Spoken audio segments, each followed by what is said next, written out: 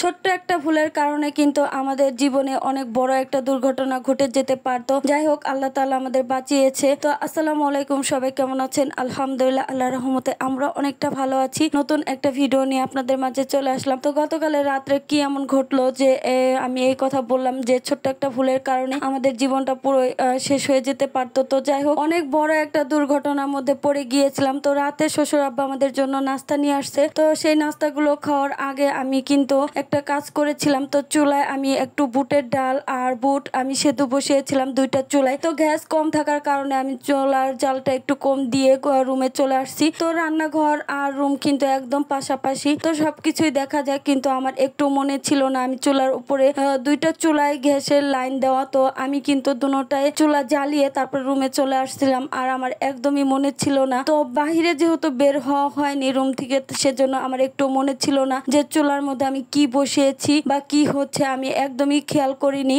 আব্বাজানকে পড়াতে বসিয়েছিলাম, তো সেই দিকটা খেয়াল করতে যে আমি আর চুলার দিকটা খেয়াল করতে পারিনি। একটা চুলায় আমি বুটের ডাল আর একটা চুলায় বুট আমি সেদ্ধ বসিয়েছিলাম। তো বুটের পাতিলাটা পুরোই পুড়ে গিয়েছে। তো পাতিলার চিন্তা আমি কখনো করিনি। আমি ভয় পাচ্ছিলাম যে এখন যদি আমি খেয়াল না করতাম তাহলে কি হতো। এমনিতে গ্যাসের লাইন আর অনেক বেশি গ্যাসটাও বেড়ে গিয়েছে। হঠাৎ করে এরকম একটা দুর্ঘটনা ঘটবে আমি কখনোই বুঝতে পারিনি। তো বুটের ডালের যে পাতিলাটা সেটা ভালোই আছে, তো ওটার কোনো সমস্যা হয়নি। ওটা চুলাতে একটু মানে জালটা একটু কম ছিল, সেজন্য ওটাতে কোনো সমস্যা হয়নি। তো আমি প্রথমে ভেবেছিলাম গন্ধটা পেয়ে হয়তো অন্য কোনো বাসায় কিছু বসিয়েছে, তাদের হয়তো খেয়াল নেই। তো আমি আবার প্রথমে ভেবেছিলাম হয়তো আমাদের ভাড়াটিয়া কিছু বসিয়েছে, তাদের হয়তো মনে নেই। তো আমি তারপরও রুম থেকে বের হয়নি। তো আমি ভাবছিলাম যে কোথা থেকে গন্ধটা আসছে বুঝতেই পারিনি। তো যখন দেখলাম রুম থেকে বের হয়ে যে আমারই চুলায় মানে বুটের পাতিলাটা বসিয়েছি সেটাতে একদমই পুড়ে যাচ্ছে, আর এত বেশি ধোঁয়া হচ্ছিল,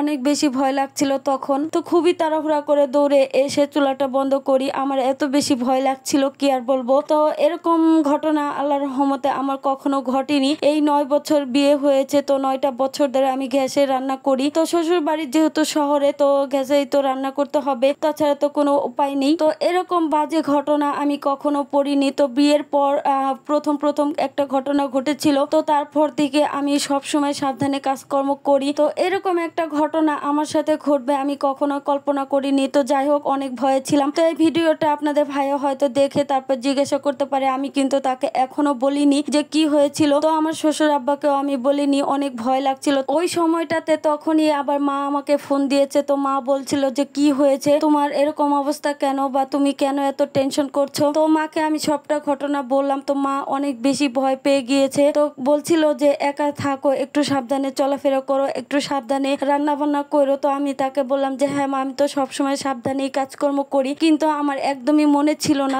মা বলছিল যে যখনই রান্না বসাবে তখন অন্য কোনো কাজ করবে না। তো তারপরে আবার রাতে আমি একটু সেমাই তারপরে পরোটা বানিয়েছি রাতে খাওয়ার জন্য। তো যাই হোক, ভিডিওটা আর বড় করব না, আজ এই পর্যন্তই। আল্লাহ হাফেজ।